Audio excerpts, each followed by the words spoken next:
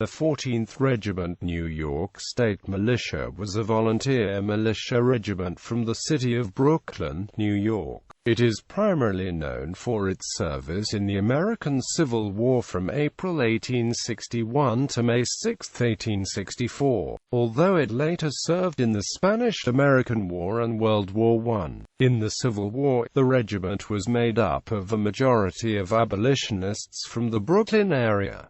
It was led first by Colonel Alfred M. Wood and later by Colonel Edward Brush Fowler. The 14th Brooklyn was involved in heavy fighting, including most major engagements of the Eastern Theater. Their engagements included the First and Second Battles of Bull Run, the Battle of Antietam, Fredericksburg, Chancellorsville, Gettysburg, the Wilderness, and Spotsylvania Courthouse. During the war, the men of the 14th Brooklyn were well known by both armies and throughout the country for their hard drill, hard fighting, and constant refusal to stand down from a fight.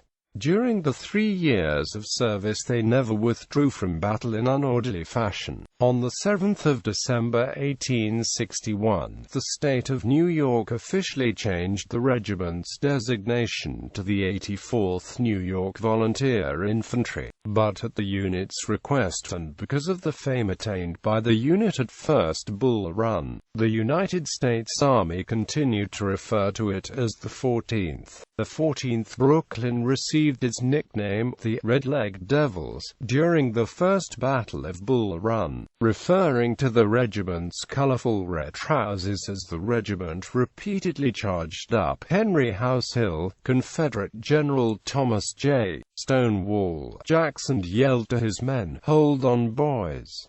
Here come those red-legged devils again." In the early part of the war, when the 14th Brooklyn was in General Walter Phelps's brigade, the brigade was named Iron Brigade. It would later to become known as the Eastern Iron Brigade. After John Gibbon's Black Hat Brigade was given the name Western Iron Brigade. At the conclusion of the war, all members of the Eastern or First Iron Brigade were given medals for the service within the Iron Brigade. Formation and early history of the regiment. The 14th Regiment New York State Militia was officially constituted on the 13th of May 1847 when the New York State Legislature consolidated individual militia companies into regiments. It was organized on the 5th of July 1847 with 2 companies, Company A, the Union Blues, and Company B, the Washington Guards.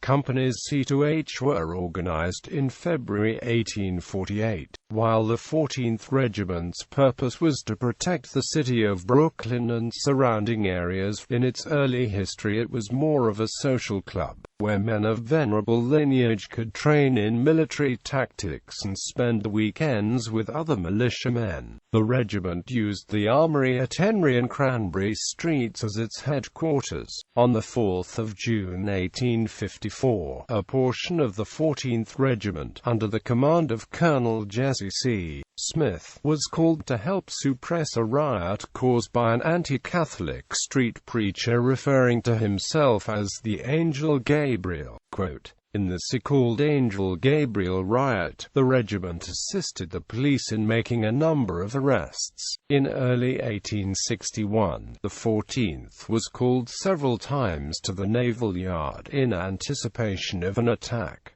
by rebel sympathizers. In 1860, the United States Zouave Cadets Traveling Drill Team of Chicago, under the command of Colonel Elmer Ellsworth, came through Brooklyn. The officers and men of the 14th Brooklyn were so impressed with the drill and uniforms of the drill team that they decided to take on a similar version of the French military uniform known as the chasseur uniform. This uniform remained the battle dress uniform throughout the term of service in the American Civil War. Brooklyn paid to keep the regiment in this uniform, and it remained one of the few regiments not to don the all-blue standard Union military uniform. After the firing at Fort Sumter and President Abraham Lincoln's proclamation for volunteers to suppress the rebellion, the 14th volunteered themselves for a period period of 3 years.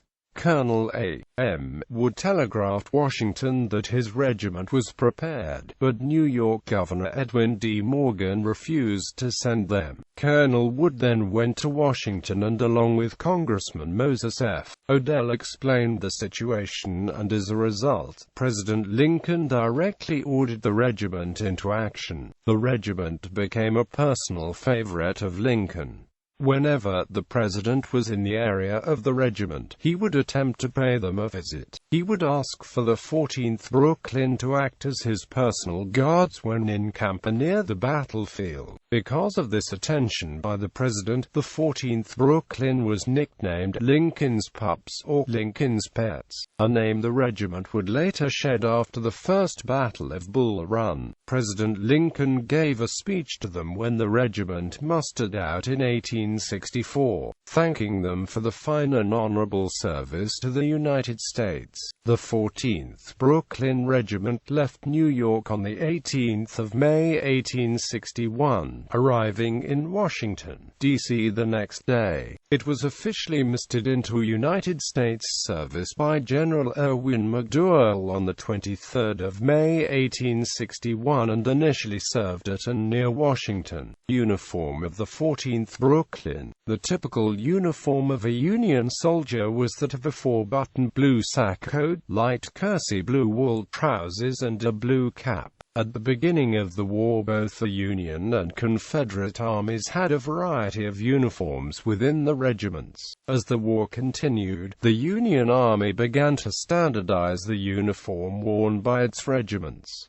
By early 1862, most Union regiments were wearing blue. However, Brooklyn paid for and outfitted the 14th Brooklyn throughout the war, keeping them wearing the unique chasseur-style uniform for all 3 years of the service. The headgear worn by the 14th Brooklyn was a navy blue and red kepi. The top of the cap was covered in dark navy blue and the lower half by dark red with a band of blue around the bottom of the cap. Upon the front of the cap the regiment had the number 14, and above it was the company designation. On the sides of the caps were New York State buttons holding the chin strap onto the kepi. At the First Battle of Bull Run, the 14th were issued havelocks, a white material that fitted over the kepis and had a long piece of cloth that hung down below over the neck. The idea was to catch air and cool the neck of the soldier. The havelocks proved ineffective as headgear, however many were used as bandages on the battlefield. The tunics worn by the 14th Brooklyn were a beautiful combination of red and dark blue adorned with small gold buttons running up and the center of the chest. The tunic was made with a red false vest with 14 buttons closing the vest. Over the false vest was a dark blue shell with 14 buttons on either side of the shell. Some later models of the jacket did away with the false vest and actually sewed the vest into the shell, making it a complete jacket. On the jacket were chevrons on the lower arms symbolizing light infantry. Earlier recruits also were issued shoulder knots, composed of thick red fabric that were attached with thread on one end and a gold button on the other. The trousers worn by the 14th were very similar to that of the Zouave pantaloons, the only difference being that they were not as baggy as the Zouave pantaloons.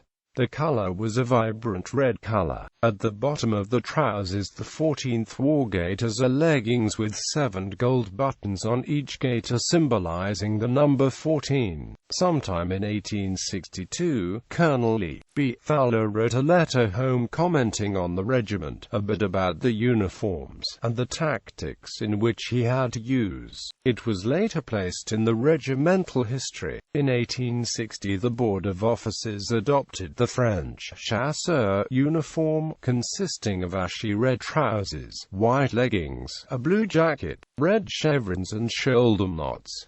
Affixed to the head was to be a French-style kepi with blue band, red above and blue top. This change of uniform for the regiment was the first in many progressive steps of conformity. Later in early 1861, when the regiment arrived in Washington, these improvements were matched by the introduction of the rifled musket and mini-ball, which took the place of the smoothbore with its round ball and buckshot. A mixture of Gilham's militia tactics and Hardy's translation of the French tactics were substituted for the old Scott heavy infantry tactics, as well as its accompaniment of leather stock and pipe-clayed belts. Little did the officers of that board dream that the uniform that they then adopted would become historic, sung of in poets' lays and transferred to the artist's canvas as that of the Red-Legged Devils, the Brooklyn 14th. First Bull Run. At the First Battle of Bull Run, the 14th Brooklyn was assigned to the 1st Brigade in Col. David Hunter's 2nd Division in General Irwin McDowell's Army of Northeastern Virginia. The regiment was ordered up to Henry House Hill to reinforce the 1st Minnesota Volunteer Infantry Regiment and the 11th New York Volunteer Infantry Regiment, the Fire Zouaves. These regiments had been ordered to support 2 batteries of cannon under the command of Captains Charles Griffin and James B. Ricketts on the Union right flank. Before the arrival of the 14th Brooklyn at Henry House Hill, the 11th New York had withdrawn to the Manassas-Sudley Road under heavy assault and then fought off a flank attack from Confederate Colonel J.E.B. Stewart's cavalry. As the 14th Brooklyn moved up the hill, the 11th New York rallied and joined with the 14th to support the guns. Colonel Stewart's subordinate W. W. Blackford wrote this account in his memoir, War Years with Jeb Stuart. Colonel Stewart and myself were riding at the head of the column as the grand panorama opened before us, and the right in front, about 70 yards distant, and in strong relief against the smoke beyond, stretched a brilliant line of scarlet, a regiment of New York Zouaves in column of 4s, marching out of the Sudley Road to attack the flank of our line of battle, dressed in scarlet caps and trousers, blue jackets with quantities of gold buttons, and white gaiters, with a fringe of bayonets swaying above them as they moved. Their appearance was indeed magnificent. The 14th Brooklyn, 11th New York, and 1st Minnesota were placed into position by Major William Farquhar Barry, McDowell's chief of artillery, at the crest of Henry House Hill. They were ordered to hold their position and assault if the opportunity was there, but were under no circumstances to leave the guns to the Confederates. The 3 regiments and cannon found themselves confronting the 33rd Virginia Infantry on the left of Confederate General Thomas J. Stonewall Jackson's line. Confusion soon erupted on the battlefield in front of them, thinking the 33rd Virginia, clad in dark blue frock coats and dark blue trousers, were the Union troops supporting the guns. Major Barry ordered Ricketts to hold his fire.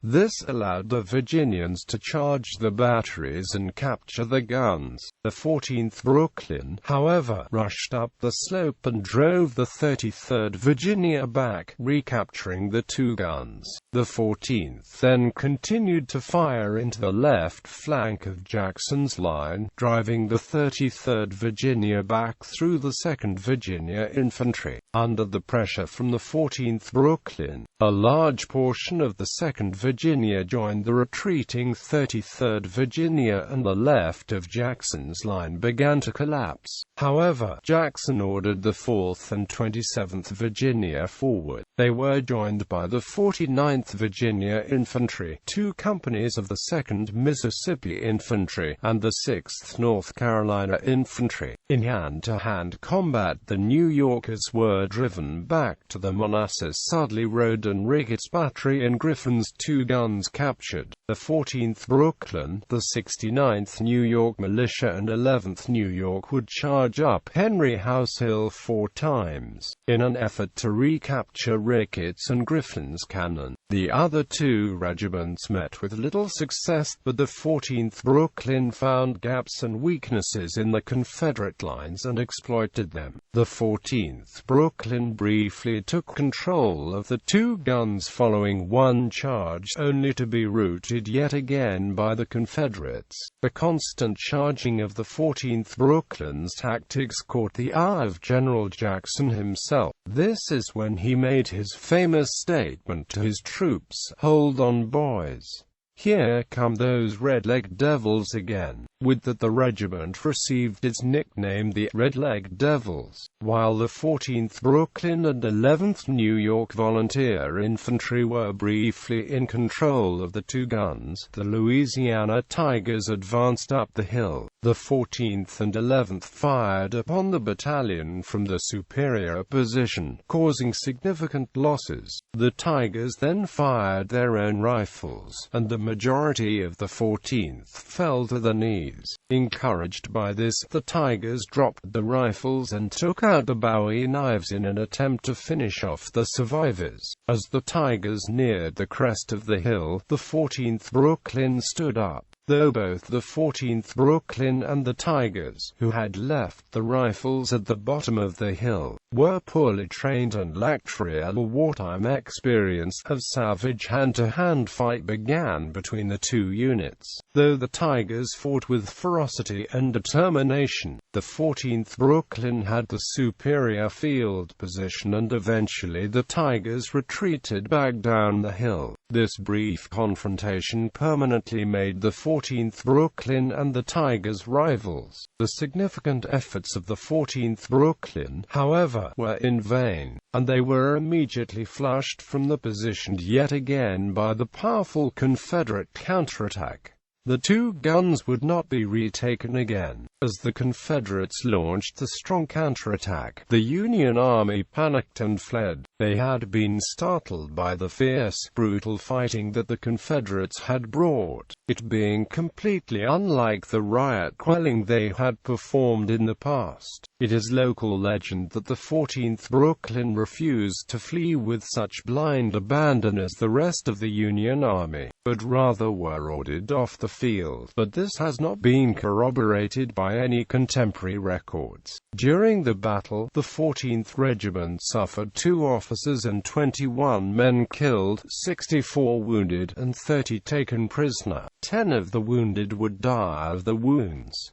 Colonel Wood himself was wounded and captured by the enemy. After the First Battle of Bull Run, the state of New York decided to change the regiment's designation from 14th State Militia to 84th New York Volunteer Infantry. The men of the regiment were displeased and began a letter campaign, joined by the citizens of Brooklyn. Finally, the men asked the help of General Irvin McDowell. McDowell spoke to the government and to the regiment's command, and his words bestowed upon the regiment the motto which would follow it throughout history. "You were mustered by me into the service of the United States as part of the militia of the state of New York known as the 14th. You have been baptized by fire under that number, and as such you shall be recognized by the United States government and by no other number." Second Bull Run to Antietam. At Second Bull Run, the regiment again fought courageously, losing nearly 120 men. At Antietam, the 1st Division, commanded by Brigadier General Abner Doubleday of the 1st Corps, began their attack on the morning of the 17th of September 1862 from the North Woods. Colonel Walter Phelps's Iron Brigade fought through the Miller Farms cornfield. Both Union and Confederate casualties at the cornfield were roughly 6,000.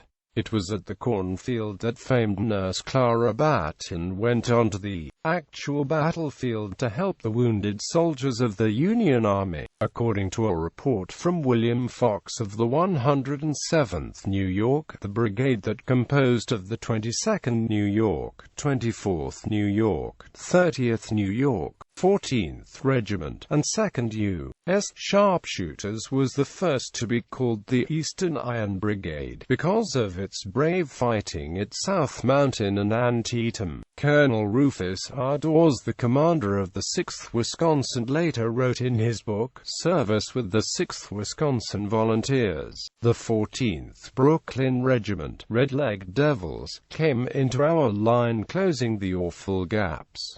Now is the pinch. Men and officers of New York and Wisconsin are fused into a common mass in the frantic struggle to shoot fast. Everybody tears cartridges, loads, passes guns, or shoots. In the cornfield, the Eastern Iron Brigade followed the Western Brigade into battle early in the morning. While the rest of Phelps' brigade fell back, the 14th Brooklyn held its ground along with elements of the 6th Wisconsin of the Black Hats. This effort combined into a mass of soldiers pushing the Confederates up to Dunkerchurch. These two regiments got further than any other Union regiment during the attack in the cornfield.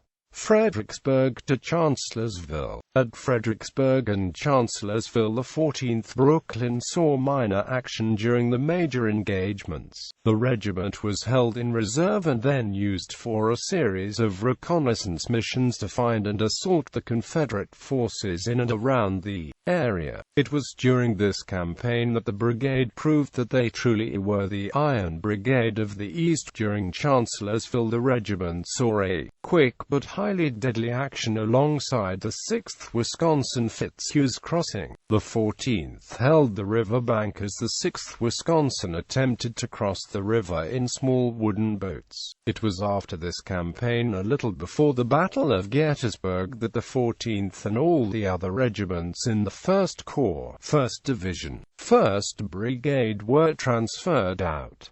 The 14th was transferred to the 1st Corps, 1st Division, 2nd Brigade. Gettysburg to Spotsylvania. The 14th Brooklyn was last regiment of the 2nd Brigade on the road to Gettysburg. The 2nd Brigade were the first infantry units to fire its rifles and to set foot on the field the 1st of July 1863.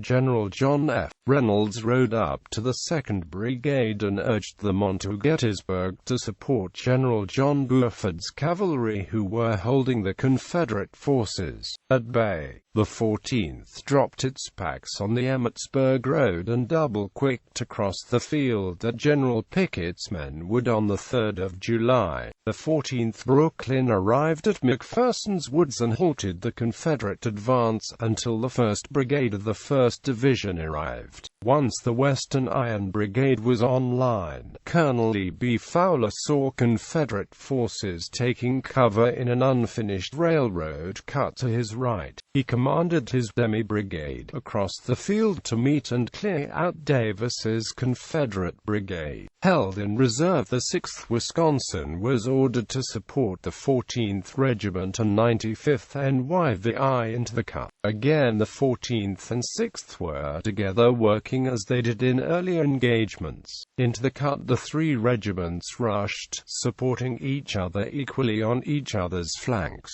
One 14th Brooklyn soldier said of the Confederate defense of the railroad cut, "They fought with the ferocity of wildcats. The fight became a brawl of hand-to-hand combat."